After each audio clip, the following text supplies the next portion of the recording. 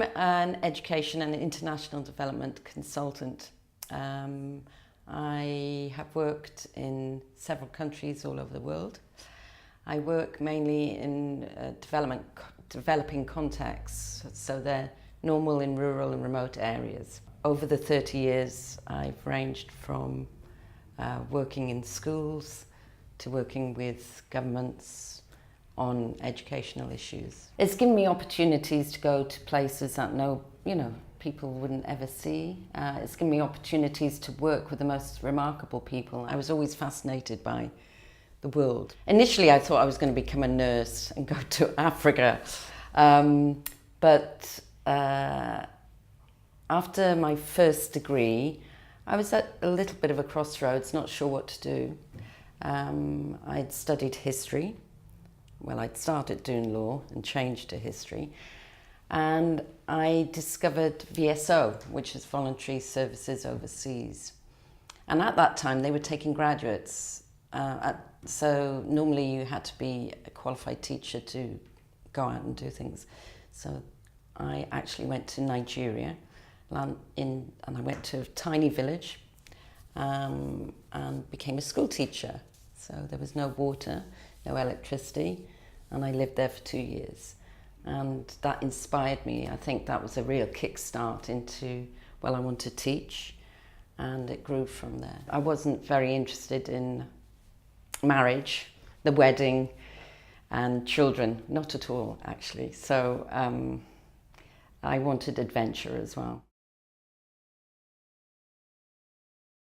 Technology and media and the constant bombardment of who you're meant to be and how you're meant to look, and that sort of pressure, and it's everywhere, and it's getting bigger and bigger and bigger.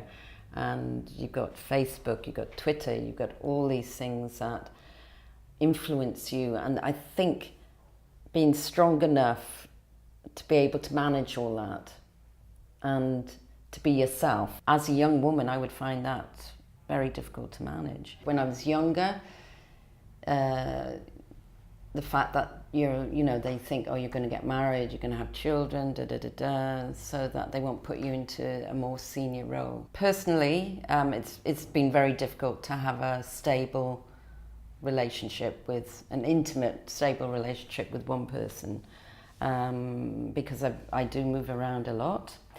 Having said that, that's my choice also. I think, there are women in my field of work who are married and have children. Again, I think there's an element of my own choice there. All the experiences just of the different people, especially the people, the cultures, the countries, it just makes you understand the world and broadens your mind, opens your mind. You don't have to do it the same way as I've done it. As I said, there are women in my line of work who are married, who have children, and are perfectly capable of doing the same sort of work. You have to be strong physically and emotionally. You have to be patient, flexible. You have to be, I think, empathetic.